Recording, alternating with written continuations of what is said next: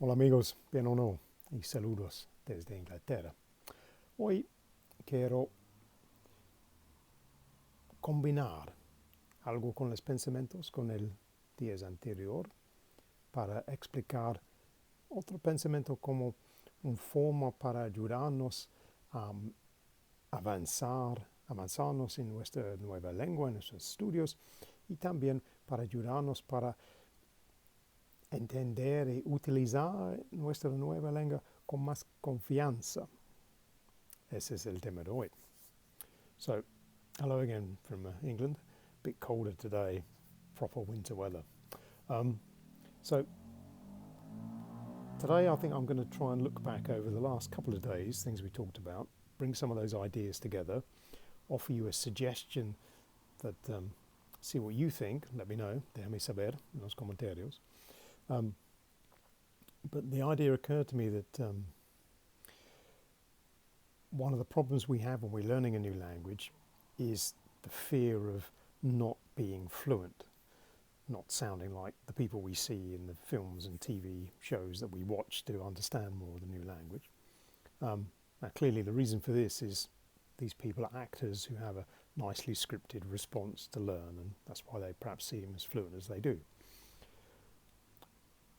But perhaps one way for us to help us tackle these kind of conversations with real people, which will feel for us like we're in the film but without the script,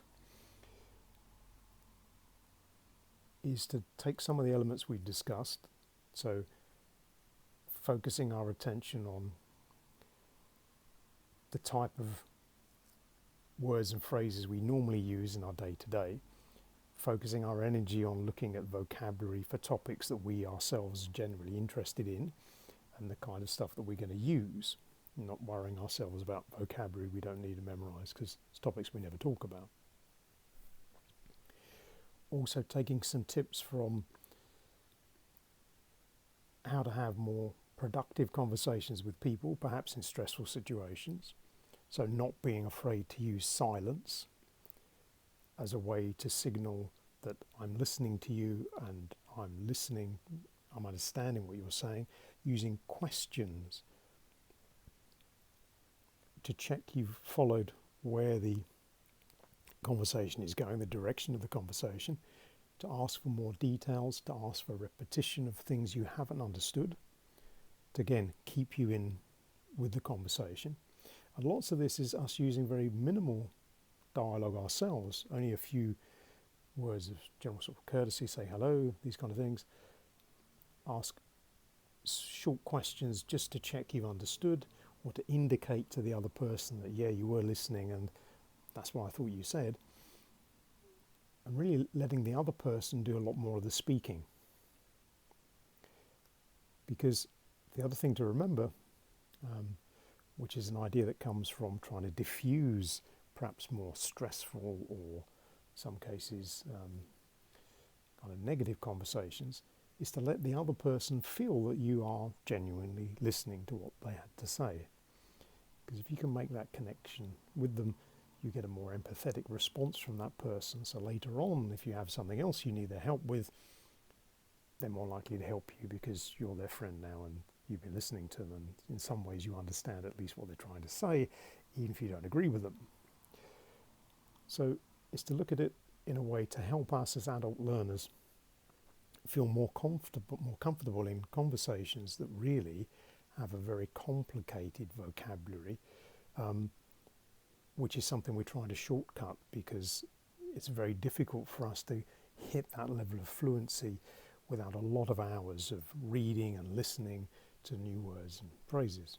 So this is for us to think about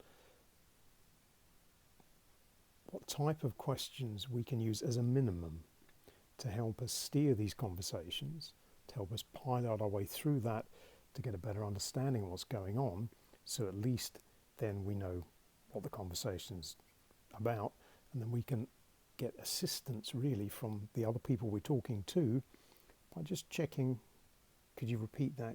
Let's make sure I've understood that. Is that what you were saying? Did I understand? So you don't have to do so much work in terms of giving a very fluent sort of, oh, what's your opinion on this? So I know all these things, blah, blah, blah. Yeah. Think about that. Look at it as a more minimal approach. Don't be afraid of the silence on your part by listening to the other person. And think of the kind of questions you can ask as a minimum vocabulary to learn, those kind of questions as phrases you can ask to politely interrupt the conversation, see if you can get some more information, and check you know the direction the conversation is going. Try that. Déjame saber, como siempre. But for now, we'll say cheerio.